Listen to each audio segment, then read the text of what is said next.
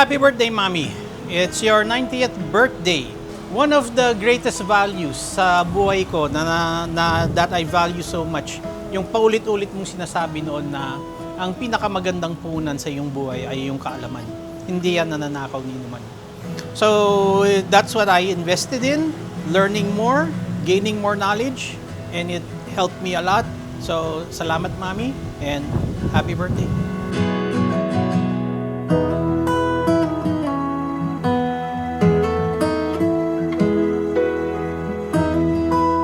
People say a person gets bitter katulad ng wine.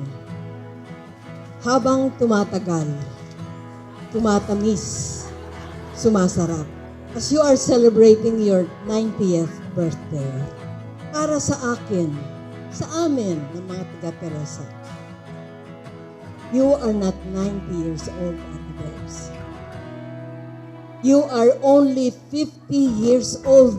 Wow! Amen! But with 40 years of experience.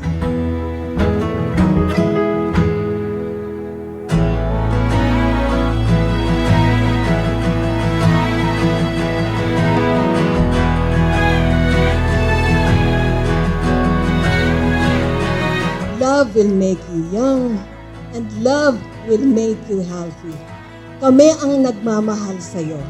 Kaming mga taga-Teresa, Mary de Queen Parish, ang iyong mga kaanak, ang MBG na laging sumasayaw para bigyan ka ng kasiyahan. You will always be young.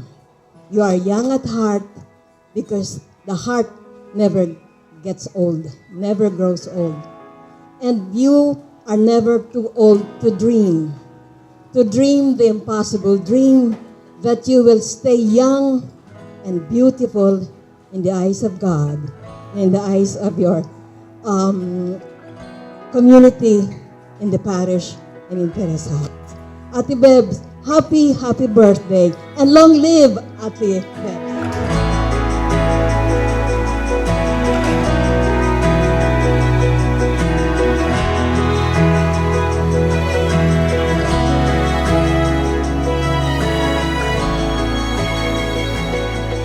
Each year as we celebrate another birthday, we recall the gift of life which we have received from God.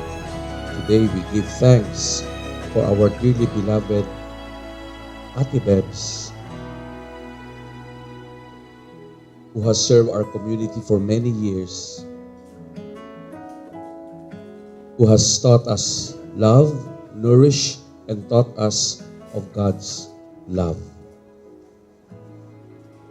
Pagdasal natin si Ate Bebs para lalo pa siyang bigyan ni Lord ng iba yung lakas at sigla para patuloy siyang maging tuwa at galak para sa pamilya at sa ating lahat.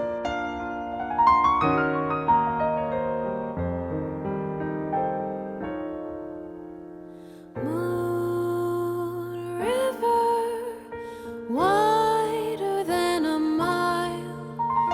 Happy birthday, Mommy. I'm just so happy na nakaabot ka sa ganitong age with us. I know I owe you a lot for all the things you've done for us, lalo na pag-aalaga sa mga bata when I was always working.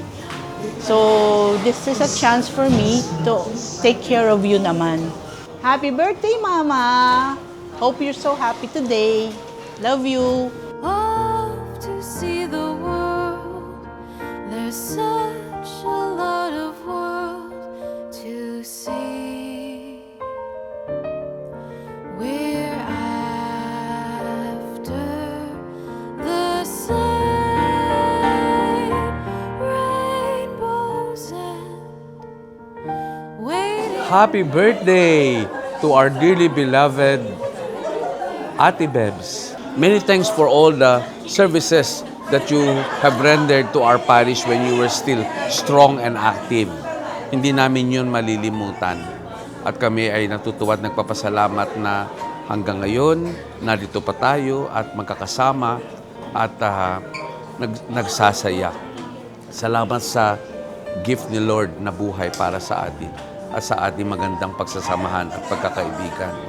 Today, I pray to God that He may continue to bless you with good health, joy, love, and peace, and the opportunity to still communicate very clearly and to simply enjoy life. God bless you, Ate Bebs. We love you. I love you.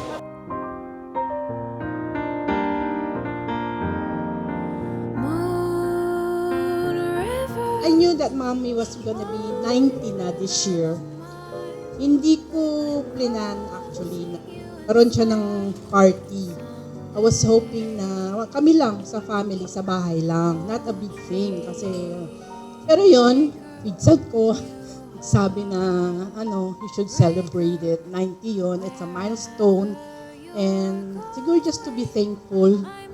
Kaya came up with this na I decided to invite those people who was part of her life. Thank you again, everyone, for coming. The same rainbows and waiting round the bend. My huckleberry friend, moon.